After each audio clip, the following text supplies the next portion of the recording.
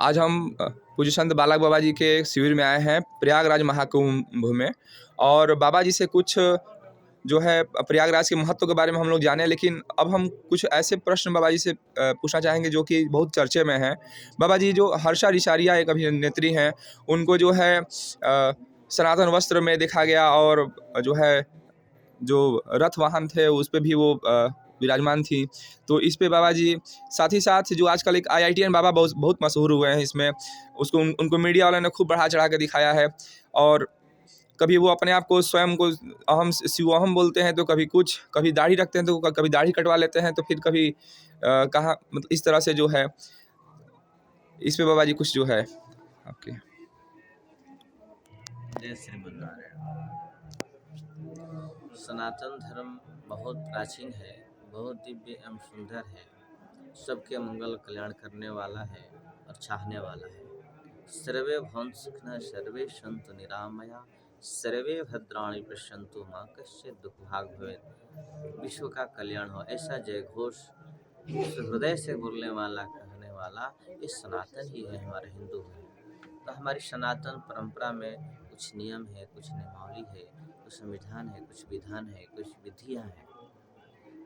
हम सभी गृह त्याग करके, माता पिता भाई बंधु गांव नगर छोड़ करके हम सदगुरु के शरण में जाते हैं। और वहाँ जो हमारे आचार्यों की परंपरा है, हमारे 6 आचार्य हैं। आपको बता दें, आदिगुरु शंकराचार्य, भगवत पाद श्री भास्कर स्वामी रामानुजाचार्य, जगतगुरु स्वामी रामानंदाचार्य, जगतगुरु स्वामी निवारकाचार्य, जगतगुरु वल्लभाचार्य, जगतगुरु माध्वाचार्य, जगतगुरु श्री चैतन्य महाप्रभु, ये सब आचार्य हैं। इन आचार्यों की परंपरा में जो पीठ पर पीठासीन है, जो गृह त्यागी है, जो शास्त्र के ज्ञाता हैं, जो योग के ज्ञाता हैं, जिनके पास ज्ञान और वैराग्य है, उनके चरणों के शरण में जाना चाहिए। भगवान कहते हैं गीता में, तद्विधि प्रणिपातेन परिप्रश्नेन सेवया। हे अर्जुन, तुम तत्वदर्शी महापुरुषों के जाओ और जाकर के साष्टांग प्रणाम करो, दंडवत करो, सेवा करो। जब हम गुरु के सानिध्य में जाते हैं और जब सेवा करते हैं तो प्रसन्न होकर के दीक्षा देते हैं। वह परंपरा में जो है बताते हैं, परंपरा में लेते हैं, और परंपरा की बात सुन करके समझ करके फिर हम परंपरा में चलते हैं। तो हमारे सनातन धर्म में जो है 4 आश्रम है, ब्रह्मचर्य है, गृहस्थ है, वानप्रस्थ और संन्यास है। तो गृहस्थ को कैसे रहना चाहिए, गृहस्थ का कैसा वस्त्र होना चाहिए, कैसा वेशभूषा होना चाहिए, ब्रह्मचारियों का जो है वेशभूषा, रहन सहन, खान पान कैसा होना चाहिए, वानप्रस्थियों का वेशभूषा और नियम क्या है, दिनचर्या क्या है, सन्यासियों का वेशभूषा वस्त्र कैसा है। हमारे अलग अलग आचार्य हैं, अलग अलग आचार्यों की परंपरा में तिलक अलग अलग है, उनका वस्त्र अलग अलग है, उनकी पूजा की पद्धति, उपासना की पद्धति अलग अलग भिन्न भिन्न है। तो अपने आचार्यों से जाने, तो इन आचार्यों, इन परंपराओं में जाएं। जो आज तो कोई भी गिरवा पहन रहा है, वो हर्षा जी तो पहनने ली तो कोई बात नहीं है, हम सभी लोग पहन रहे हैं, तो ऐसा नहीं होना चाहिए। कोई भी गुरु के शरण में, सदगुरु के शरण में आ रहा है और वह जो है दयावश, करुणावश, यदि कोई चादर ओढ़ा दिया, कोई कोई कपड़ा दे दिया, तो बुरा नहीं मानना चाहिए। और कोई गिरवा पहन करके किसी महात्मा के सानिध्य में आ गया, हम आप लोगों से प्रश्न करते हैं कि डॉक्टर के पास कौन जाता है, हॉस्पिटल में कौन जाता है, जो बीमार है। यदि आपको दिखाई देता है कि यह अभिनेत्री है, या कोई हीरो है, कोई हीरोइन है, कोई बड़ा उद्योगपति है, फलाने बाबा कहीं जा रहे हैं, तो इससे सिद्ध होता है कि उनको कहीं न कहीं शारीरिक, मानसिक, आर्थिक, पारिवारिक, दैहिक, दैविक, भौतिक ताप से संतप्त है। इसलिए महापुरुषों के पास जाते हैं, संतों के पास जाते हैं, वहाँ शांति के लिए, आनंद के लिए, दुख से निवारण के लिए। तो जाना भी चाहिए, क्योंकि नहीं जाएँगे तो फिर हम कैसे धर्म अध्यात्म के पथ पर चलेंगे। तो हर्षा जी यदि आई हैं, कुंभ में आई हैं, संतों के सानिध्य में, बहुत खुशी की बात है। उनको, उनके ऊपर कोई टीका टिप्पणी नहीं करना चाहिए, संत महात्माओं को भी टीका टिप्पणी नहीं करना चाहिए, उनको मार्ग बताना चाहिए कि यह मार्ग ऐसा है। आप आई हैं, आपका स्वागत है। यदि आप विरक्त बनना चाहते हैं, सन्यास बनना चाहते हैं, तो सन्यास की पद्धति को आप जानिए, समझिए, उसका पालन करिए। और यदि नहीं आप बनना चाहते हैं, तो ठीक है, आपको में आई है कुछ दिन संतों का सानिध्य प्राप्त करके स्नान करके आप जाइए, जहाँ जो जहाँ है जो कार्य करना आप करिए, लेकिन परंपरा को जो है किसी को जो है दाग नहीं लगाना चाहिए, न परंपरा के कोई दाग लगाए न अपने ऊपर दाग लगाए। और रहा जो है कौन IITN बाबा आजकल बहुत आईआईटीएन फेमस। बाबा, बढ़िया है, आईआईटी किए हैं, अच्छी बात है, इंजीनियर थे, फिर आ गए तो किसी न किसी परंपरा में वह दीक्षा लें।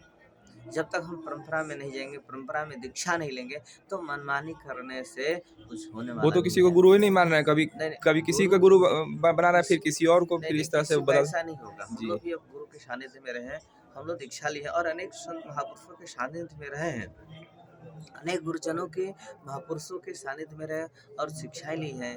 लेकिन दीक्षा तो एक ही जगह लेना है, एक ही परंपरा में रहना चाहिए। जहाँ से हम दीक्षा ले उस परंपरा का व्यवस्थित ढंग से निर्वाह करना चाहिए, पालन करना चाहिए, तभी कल्याण। अन्य अनेक परंपराओं के महात्मा, अनेक परंपराओं के महात्मा में जाना चाहिए। हमारे यहाँ कि जो है छौर कर मुंडन है पूरा करना चाहिए, नहीं कि कोई दाढ़ी छिलवा लिया, कोई बाल रख लिया, कोई मुँह छिलवा लिया, ऐसा नहीं होना चाहिए। अधर छौर नहीं होना चाहिए, पूर्ण क्षण होना चाहिए, उसका नियम है कब होना चाहिए। और शास्त्रों में नाखून काटने का, बाल काटने का भी दिन तिथियां निश्चित है, तो देख करके करना चाहिए। शास्त्र से कोई गड़बड़ नहीं है, शास्त्र हमारे कल्याण के लिए है।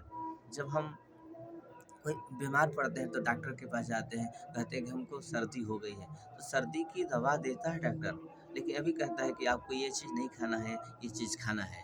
तो जो नहीं खाना है, जो निषेध किया गया है, वो हमारे लिए है। उसी तरह शास्त्रों में जो निषेध की बात है वो हमारे ही कल्याण के लिए है, और ये ग्राही जो बताए वो हमारे ही हितकर के लिए है।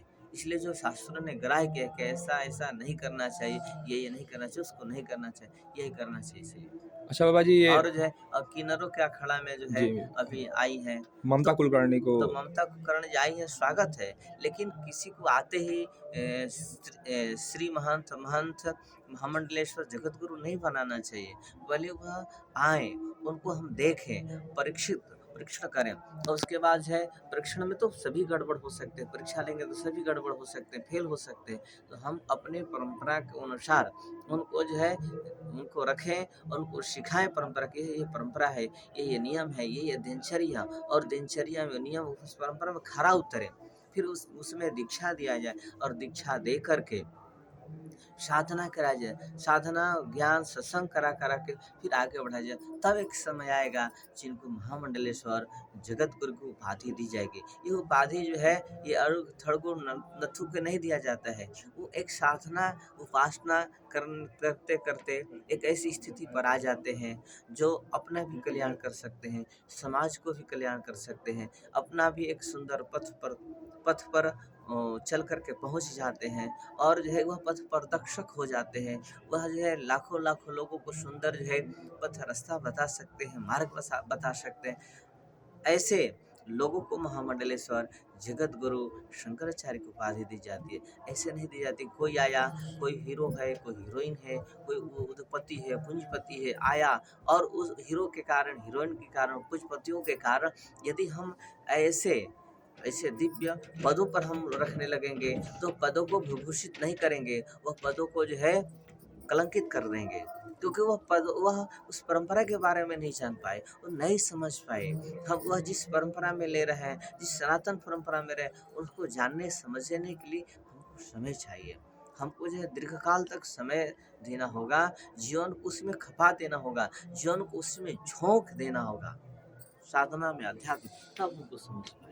और अनेकों संत महात्माओं के पास जाना होगा, और तब हमको मिलेगा। और एक परंपरा में ही दीक्षा ले, और अनेकों परंपराओं में हम जाएं, संतों के सानिध्य का दर्शन करें, सत्संग करें, अपनी जिज्ञासा वहाँ रखें, उनकी जिज्ञासा वह संत महात्मा उनको पूर्ण करेंगे, समझाएंगे। जय जय जय सीताराम।